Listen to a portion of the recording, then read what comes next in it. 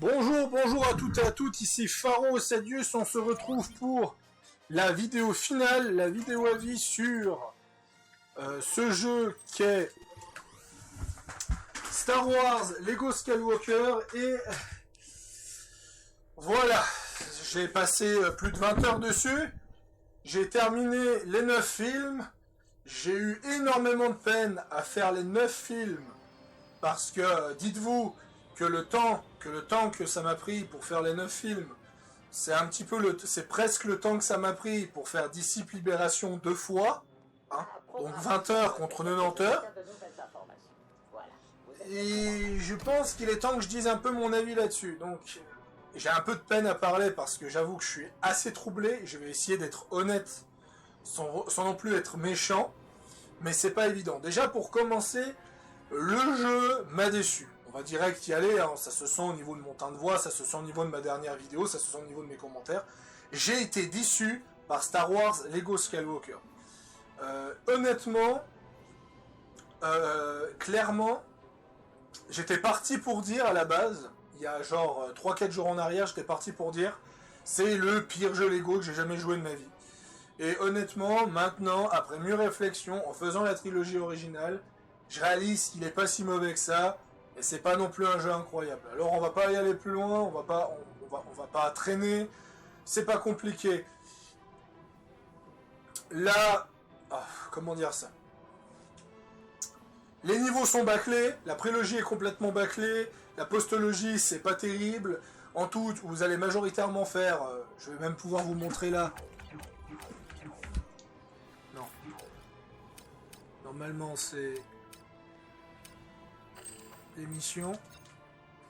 Donc, un boss, la course, un boss, une bataille qui se paye en 5 minutes, et une bataille spatiale.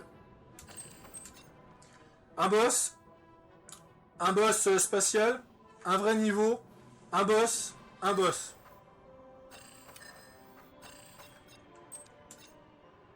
boss, une petite bataille, un boss.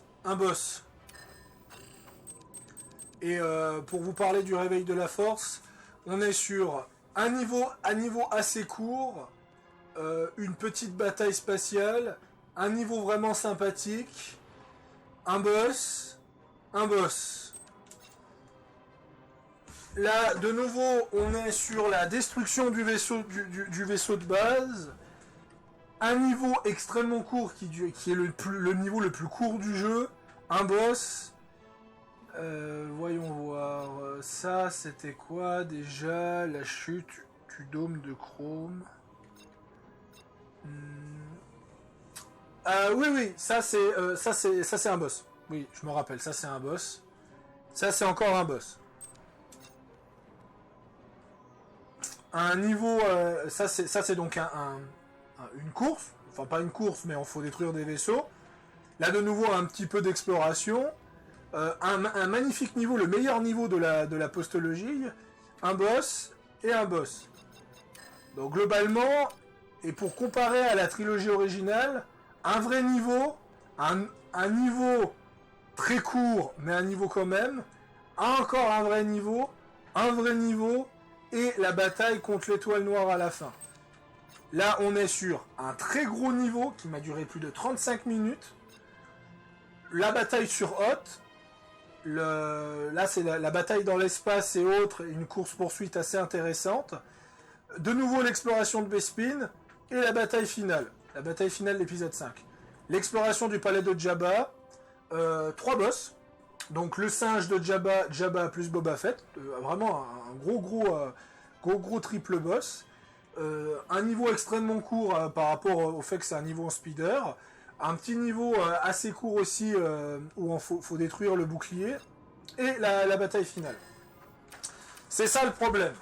Ce jeu est composé majoritairement une trilogie originale avec quelques boss, mais extrêmement bien rythmés, avec des niveaux très agréables qui sont dignes des anciens jeux, et la prélogie et la postologie qui sont une catastrophe en termes de niveau et en termes d'écriture, c'est absolument immonde.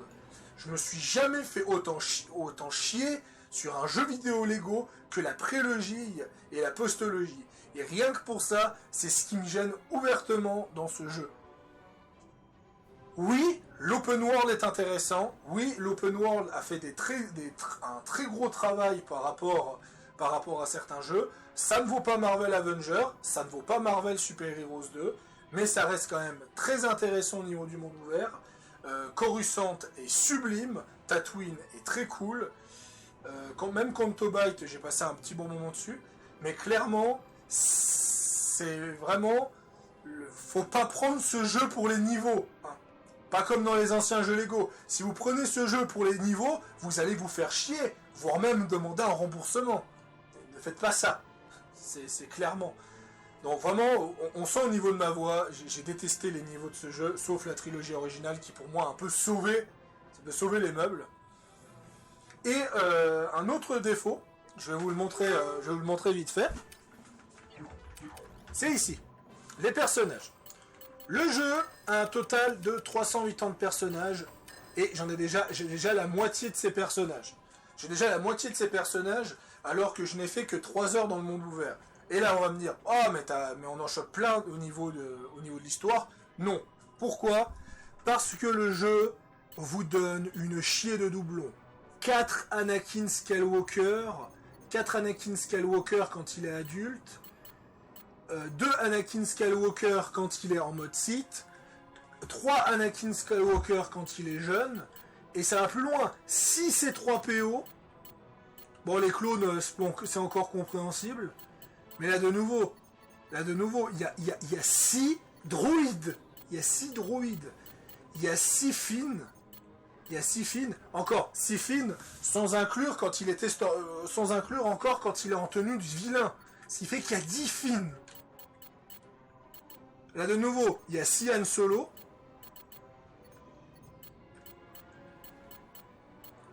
Ah oui, Leia.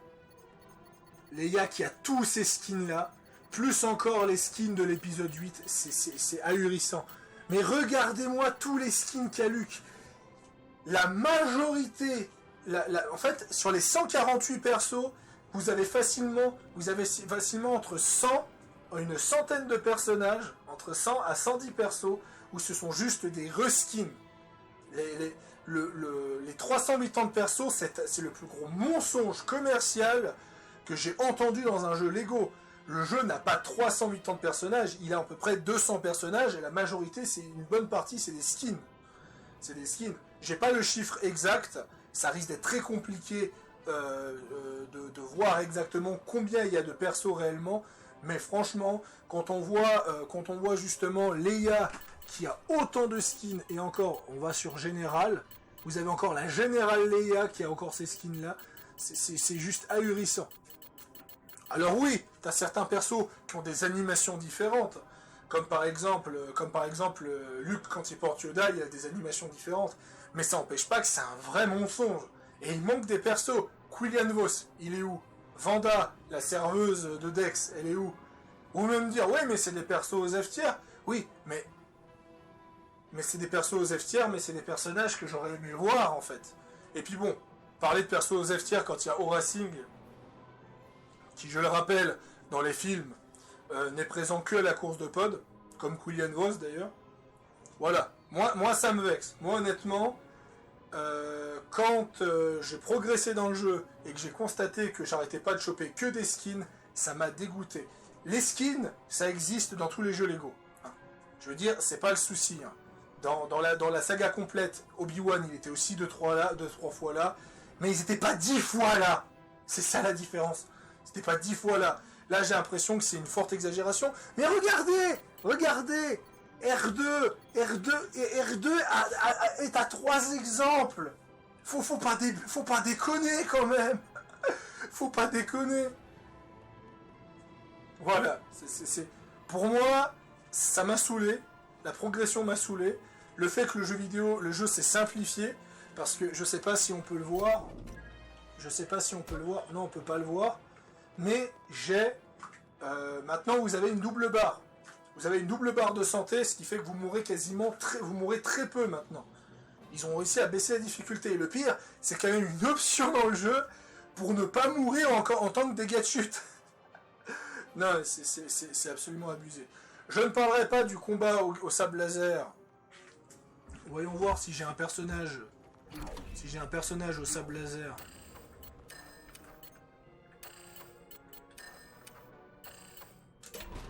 Je suis ici pour une mission Jedi. Je parlerai pas ça du combat au sable laser que je ne suis pas fan. Ce système de combo ne m'a jamais réellement attiré dans le jeu vidéo en général, donc je ne vais pas être objectif, donc je vais éviter d'en parler. Mais il a l'air sympa. Il a l'air sympa. Mais perso, je préfère les anciens jeux. La caméra aussi. Je trouve que la caméra est trop proche. Je préfère la caméra éloignée des anciens jeux Lego et de voir le gigantisme d'un niveau par rapport à ça. Clairement, ma note, je pense que celle de jeuxvideo.com, et je pense la note la plus honnête possible, parce que c'était 15 sur 20. Honnêtement, j'ai pas envie de lui mettre 15 sur 20, j'aimerais plutôt lui mettre un 13, honnêtement, parce que entre le gameplay simplifié, quand même casualiser un jeu Lego, il faut le faire, le mensonge sur les persos, ça me saoule, le fait qu'il n'y a pas de création de personnages, le fait qu'il n'y a pas de grosse bataille de ces morts complètement épiques comme l'avait proposé The Clone Wars et autres, le fait que je trouve que les 3/4 des combats de sabre laser, c'est le même, toujours les mêmes QTE, toujours la même chose, j'ai vraiment ce sentiment que les combats étaient moins répétitifs sur la saga complète, je suis déçu. Honnêtement, il n'y a pas plus loin que ça, je suis déçu par ce jeu. Je pensais pas pouvoir être déçu d'un jeu Lego. Après, je comprends que les gens apprécient le jeu, parce que, voilà, par exemple, ce genre d'animation, c'est quand même très très plaisant sur le papier. Mais, franchement, je suis déçu des niveaux, pour moi, le monde ouvert sauve le reste. Le monde ouvert sauve le reste, la trilogie originale sauve le reste, et je sais qu'on vit dans une génération où le monde ouvert, c'est majoritairement ce que les gens préfèrent faire dans un jeu. Je peux comprendre que les niveaux, ça va pas intéresser tant les joueurs de cette génération, mais moi, qui fais partie de la première génération de joueurs Lego, qui a commencé avec la prélogie, qui a commencé avec Lego, la prélogie, dont je dois avoir des boîtiers CD qui doivent traîner dans l'armoire, je suis réellement déçu. Voilà, de nouveau, après c'est cool ce genre d'animation, mais c'est toujours la même. Donc voilà, c'est mon avis final. Je vais donc, 13 sur 20, ça me paraît peut-être un peu exagéré. 15 sur 20, je trouve que c'est trop. Je vais lui mettre un 14 sur 20, ça va être ma note définitive. Et mon avis, c'est simple. Si vous aimez les mondes ouverts, et que vous détestez le schéma des niveaux, prenez-le. Si vous voulez que je crois que c'est Ellsworth, le nom du studio, change complètement sa formule, et vous en avez marre de l'ancienne formule, je vous conseille peut-être de l'essayer, parce que le jeu a complètement changé sa formule, que ce soit au niveau des niveaux, que ce soit au niveau des personnages, il y a vraiment des très bons points, mais pour moi il y a beaucoup trop de défauts sur ces très bons points. Donc peut-être que ça peut vous intéresser. Par contre, si vous êtes plutôt un ancien joueur Lego, qui est plutôt en mode création de personnages, boss unique, des niveaux longs et plaisants à faire, avec des musiques bien rythmées, où vous vous éclatez à construire pour pouvoir avancer dans le niveau, ne le prenez pas, vous allez être extrêmement déçu. C'est tout, ce sera tout pour cette vidéo. Je vais stopper ce jeu, je ne pense pas, je vais peut-être me forcer un peu à explorer mon monde ouvert, parce qu'il a l'air quand même très plaisant, mais perso, j'ai vraiment très peu de motivation à recontinuer ce jeu, mais je pourrais peut-être y trouver du plaisir de temps en temps. Sur ce, c'était Pharo Sadius, et à la prochaine.